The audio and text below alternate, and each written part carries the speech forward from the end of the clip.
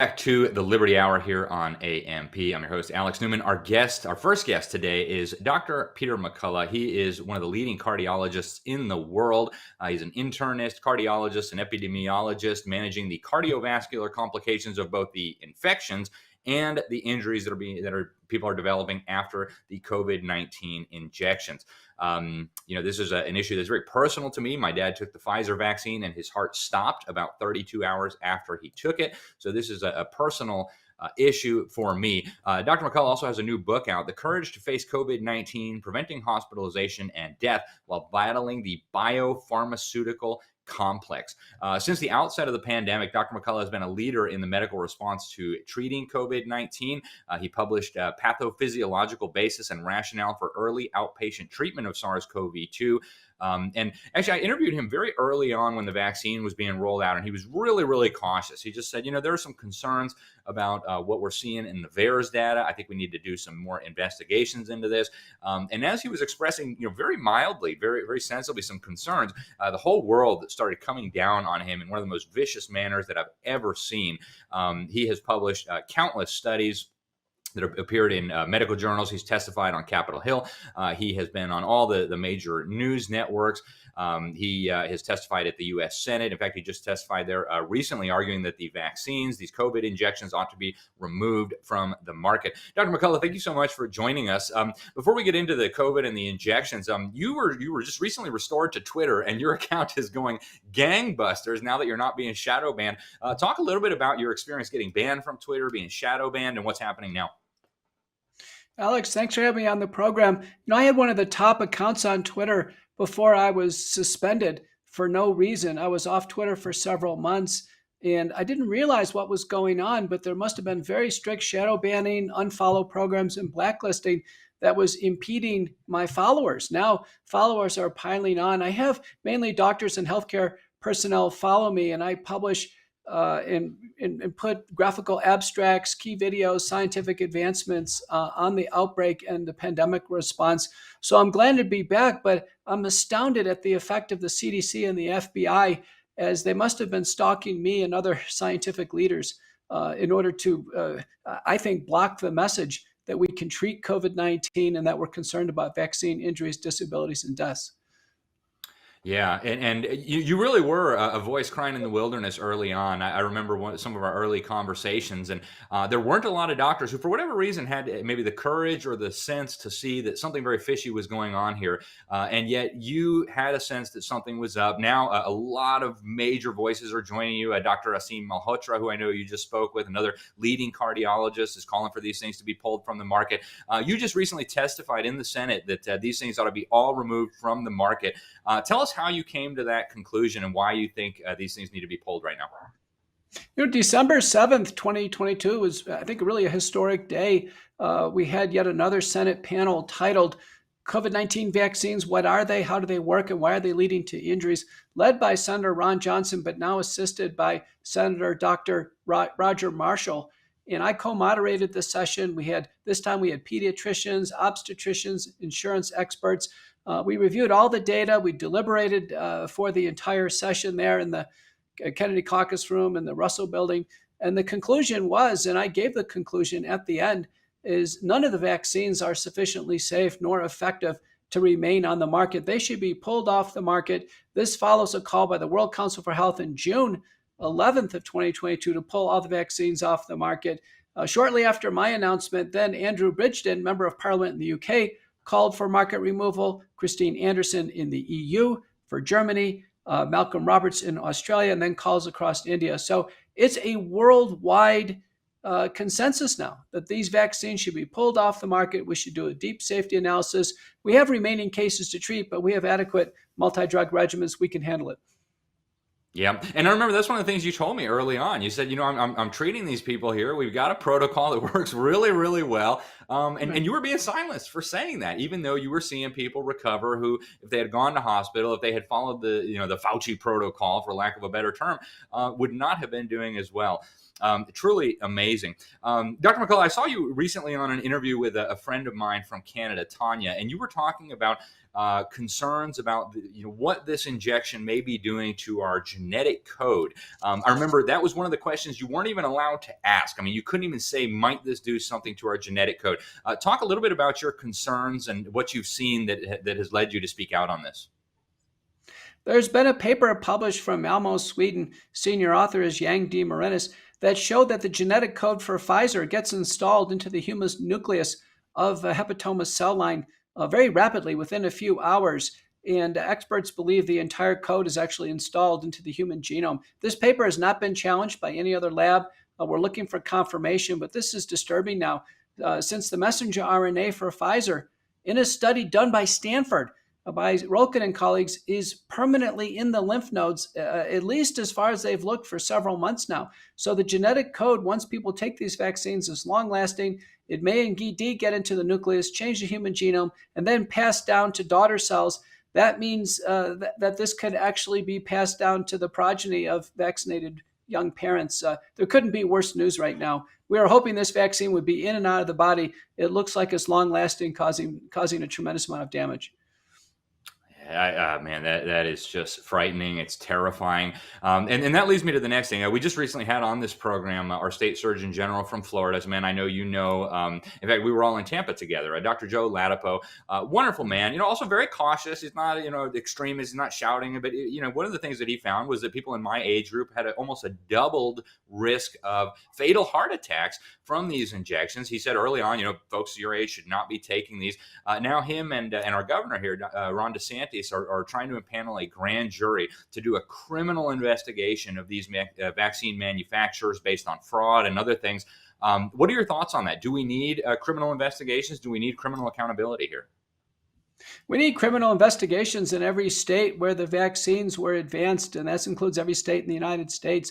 What we know now, just on the heart damage, Alex, 742 papers in the peer-reviewed literature on this. It's overwhelming that the vaccines cause heart damage, and it's fatal by autopsy. So these young individuals who are dying several months after the vaccine, when they're during sports or during sleep, it is the vaccine until proven otherwise. That's supported by a recent autopsy paper by Schwab and colleagues from Heidelberg, Germany, found 71% of people dying, found dead at home within 20 days of the vaccine. It's due to the vaccine in the majority of cases. So where are the criminal charges going to first come? I think the easy ones to go after are illegal advertising. The vaccines have been advertised by the CDC, NIH, FDA, DHS, and the vaccine companies as safe and effective. Americans know they can't do that. The vaccines have to be presented with risks and benefits, including fatal myocarditis, blood clots, and neurologic damage. We haven't seen that on TV. That violates the Lanham Act, the Truth in Advertising Act, the U.S. Drug and Cosmetic Act. That is an easy conviction for wrongful advertising of all those entities. That means government entities being called for malfeasance or wrongdoing. And then beyond that, the big charges are fraud. America has been defrauded in so many aspects of pandemic response. Lives have been lost. And I think the big ticket item will be mass negligent homicide, tying together wrongful advertising, defrauding the country, and then leading to deaths due to lack of early treatment and then vaccine-induced deaths. Yeah. And, I want to ask you too, going forward, is there a risk that we could see something like this again, where, disease could cause just this total collapse of individual liberty, this total shutdown of the economy? And how do we prevent something like that going forward?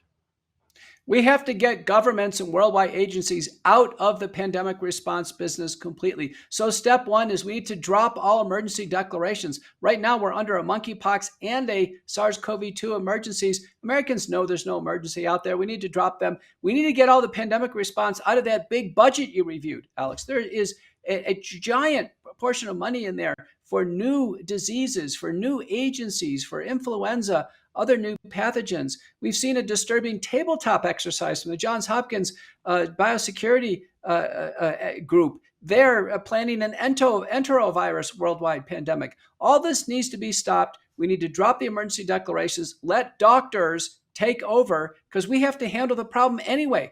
The government has not helped us one bit in pandemic response, and they've wasted a giant amount of money. About 10% of the GDP was thrown away on SARS-CoV-2 pandemic response. It's thrown us into this recessionary spiral. And I can tell you, only doctors can lead us forward from here. You know, it's so ironic. Early on in the COVID pandemic, I was telling people, maybe COVID is bad, but I'm far more concerned about what the government may do than what a disease may do. And, I wish I hadn't been proven correct, but it really, what they did was just incredible. We're almost out of time, Dr. McCullough, but I want to ask you a couple of just rapid succession questions. There's a lot of people who took these injections that wish they hadn't. I've got people in my family who took them. They're suffering horrible health effects that just won't go away. Are you aware of any protocols, anything anybody can do, even tentative, experimental, to try to mitigate some of this damage? No proven approaches right now. FLCC.net and World Council for Health has suggested protocols. I tell patients, listen, stay vigilant for signs of heart damage, blood clots, and neurologic damage. Yep.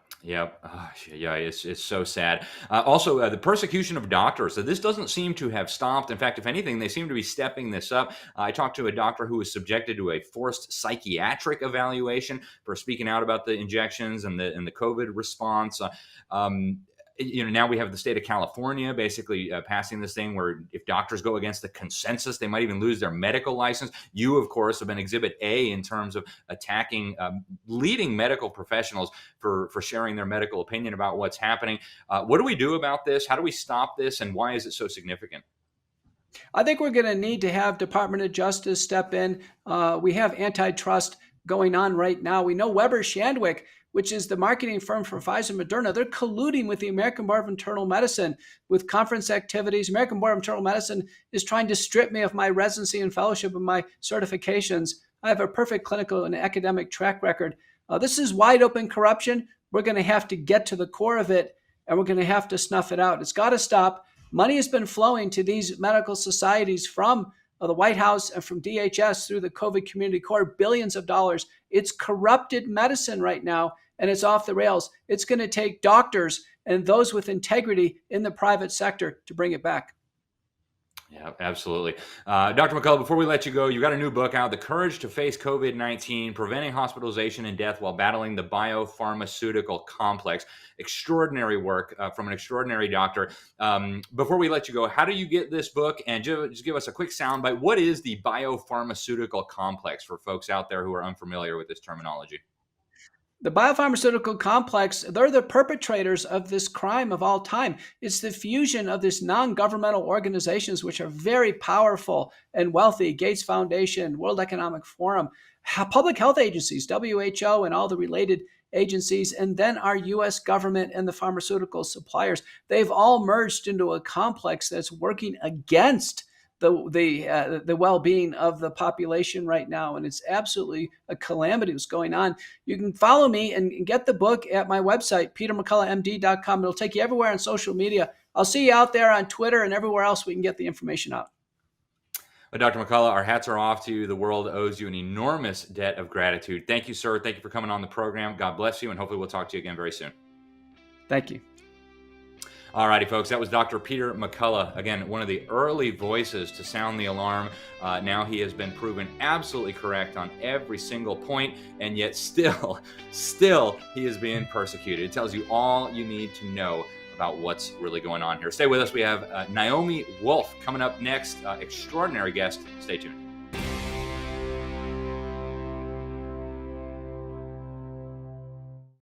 Inflation is out of control. The price of gasoline has doubled in a very short time, and interest rates are set to rise. How do you protect and grow your portfolio to make sure that you do not outlive your assets? Invest in annuities that have Rate Lock. Rate Lock is an innovative new feature that allows you to lock in your rate of return at any time during the year to lock in these volatile upswings of the market. And unlike CDs and money market accounts, they accumulate tax deferred and can participate in the upside of market indexes. And they're probate free, and they can provide an income that you can't outlive. With all the different companies, features, indexes, and benefits which annuities offer, it can be confusing to choose which annuity is best for your unique situation. Let a company you can trust help you select a Rate Lock annuity that's right for you. Add an annuity to your retirement portfolio and start enjoying the many benefits that smart investors love. Call the Cleveland Insurance Group at 844-USA-2024. That's the Cleveland Insurance Group at 844-USA-2024. The Cleveland Insurance Group, 844-USA-2024.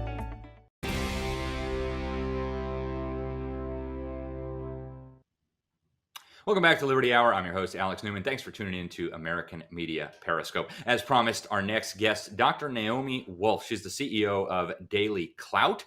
She's also an author of numerous books, including the recent one, The Bodies of Others, The New Authoritarians, COVID-19, and the War Against the Human.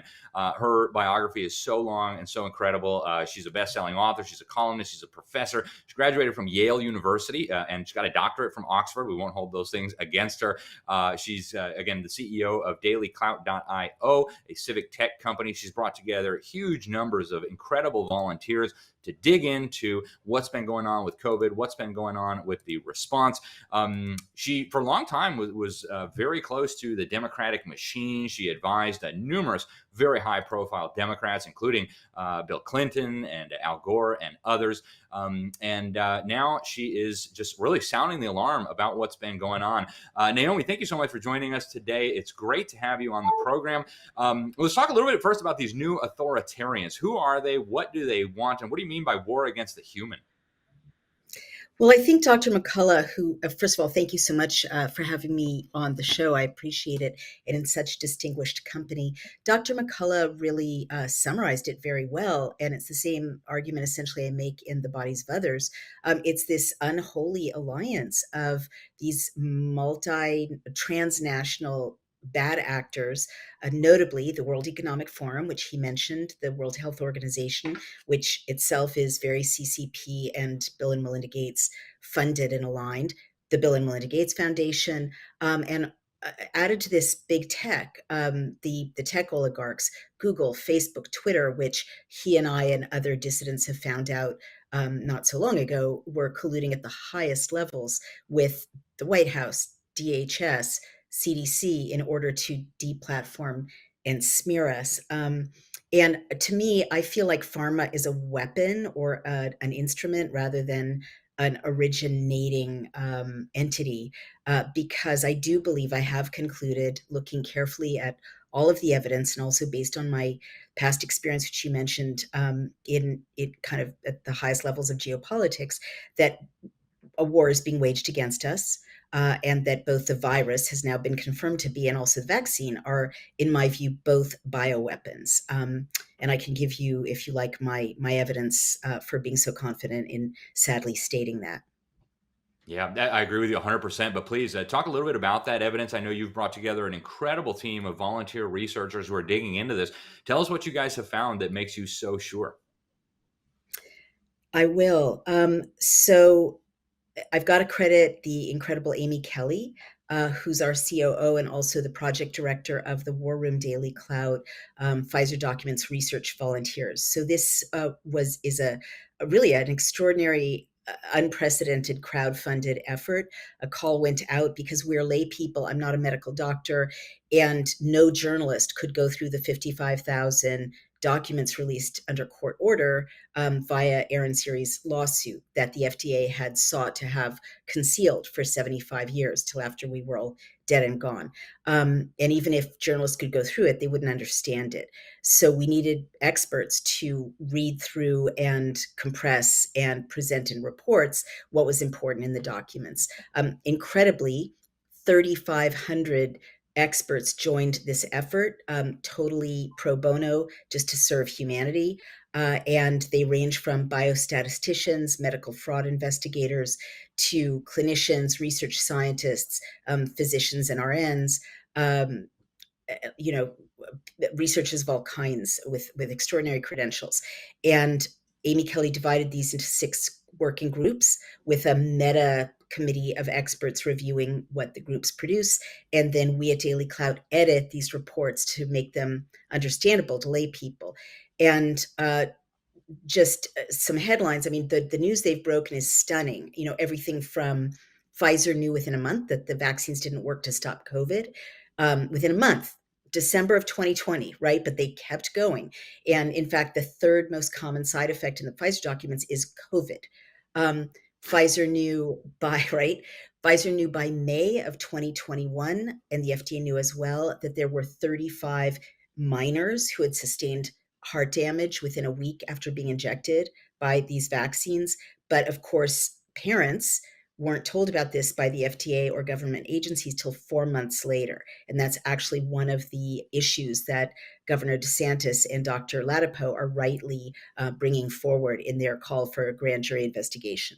Our team has found, well, certainly our team confirmed through Dr. Robert Chandler that the lipid nanoparticles and the materials in the vaccine biodistribute. This had been found a year earlier by Byram, Dr. Bridle, and also a Japanese biodistribution study, but it was confirmed. And disturbingly, Dr. Chandler also confirmed that the lipid nanoparticles, the other materials, accumulate in the ovaries, notably, as well as other organs like the liver, the spleen. Amy Kelly did a search and found that the lipid nanoparticles degrade, they're designed. I know other doctors rightly are very worried about the mRNA and the spike protein. To me, as a layperson, what gives me nightmares is the lipid nanoparticles, because these are, people have to understand, these are industrial fats coated in polyethylene glycol, which is a petroleum byproduct, and they are designed to penetrate. Like for 10 years, it's been known that they penetrate every organ in the body, every membrane in the body, and you don't have to be a scientist to understand how problematic this is. They cross the blood-brain barrier. So one of the things our team has found is that they also cross the placenta, and they cross into breast milk. And so what we're finding in the Pfizer documents is that there are examples of babies in horrible distress, failure to thrive. At least one baby died from the polyethylene glycol in mother's milk. And in fact, there have been subsequent NIH studies confirming that there's vaccine material in mother's milk. And, God knows what this is doing to babies, but we've also reported and found that there's a baby die-off worldwide, right? I mentioned that the lipid nanoparticles traverse the placenta. Dr. Jim Thorpe has confirmed this from his own clinical experience, because he's showing that there are calcifications, networks of damage basically to the placenta. And again, we're seeing a drop in government databases of between 15 and 20% of healthy live births. Again, to the Pfizer documents, our team found, and they broke this story, which has been widely picked up as it should. But they found that in the Pfizer documents, there were 270 women who got pregnant. Of those, they lost, the cat ate their homework, they lost 234 records, which is illegal. Of the 36 women whose pregnancies came to term, about 80% of them had dead babies, whether they were stillbirths or spontaneous abortions. This is another one that is just so shocking. I mean, what I really need to stress, because other people have done really incredible work, but our team has really pioneered unbelievable findings about the fact that in the Pfizer documents, you see a very deliberate focus on human reproduction. And, again, you don't have to be a scientist or a doctor to think this is a respiratory virus. Why are you dissecting and scrutinizing the genital structure, the genital cells of sacrificed rats who've been vaccinated? Why is there this focus on human reproduction? So we found that Pfizer defines exposure to the vaccine as inhalation and skin contact, but also sexual intercourse, especially at the moment of conception. They warn vaccinated men not to have intercourse with childbearing age women, and if they do, to use two reliable forms of contraception. So there's something about body fluids in intercourse that causes a risk, clearly in Pfizer's own scrutiny, to effective conception, right? And then we've seen that women are having a great deal of menstrual symptoms. I was actually deplatformed and smeared globally for being the first to call attention to this, that women were reporting menstrual symptoms. And as a 35-year women's health and reproductive and sexual health advocate, I know very well that if in 2021 multiple women are reporting something they've never reported before, which is menstrual symptoms from a vaccine, that you're going to have fertility issues over a year later, right? Again, eighth grade biology. And in fact, what we found in the Pfizer documents, again through Robert Chandler, who's a very distinguished sports medicine doctor who's treated the Lakers and a number of other, well-known sports teams, he found that of the adverse events in the Pfizer documents, 72% are in women, right? So it hurts women most. And of those, 16% of the adverse events, in Pfizer's own words, are reproductive disorders. In Pfizer's own words, they're reproductive disorders. So they knew and they kept going, right? They knew and they kept going that this would ruin, women, and ruin men sexually and reproductively. And I guess the other thing that makes me so angry, as a woman, is that in the Pfizer documents, there are 20 different names, like scientific names for destruction of your menses in horrible, horrible ways, ranging from, women in the studies who bleed every single day of their lives now. I mean, unbelievable things. Women who have 2 periods a month, women who are passing tissue with every menstrual cycle, which is completely abnormal, or who are having agonizing cramps. And these symptoms, and worse, many years, decades post-menopausal women in their 80s bleeding again.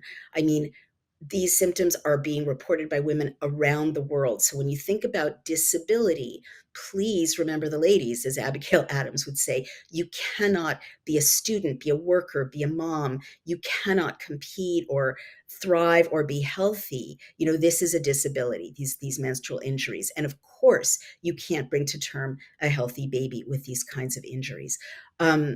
I want to note that Amy Kelly also found that the lipid nanoparticles damage the testes, of course, also membranes, right?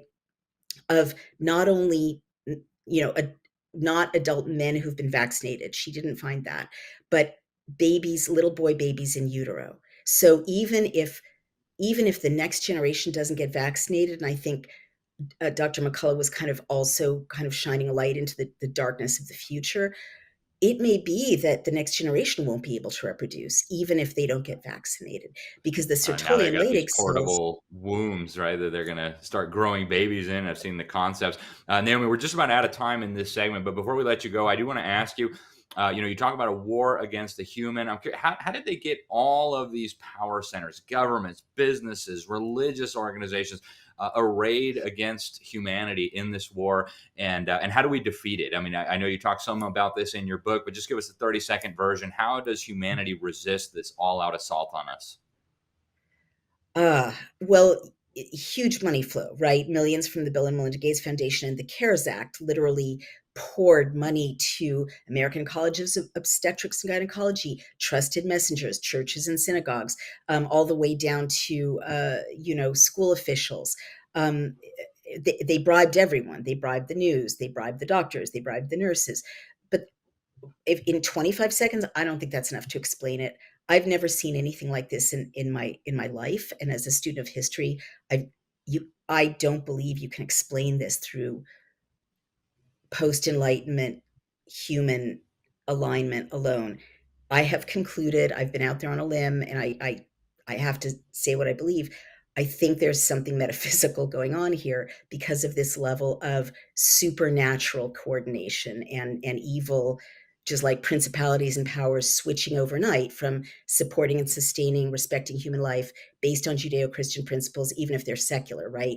Caring for the sick, protecting the elderly, respect for life, flipping overnight to truly satanic structures of tremendous complexity, laws to say you can sacrifice babies, killing elderly with remdesivir, just the not knowing, the level of lies, the complexity of the lies.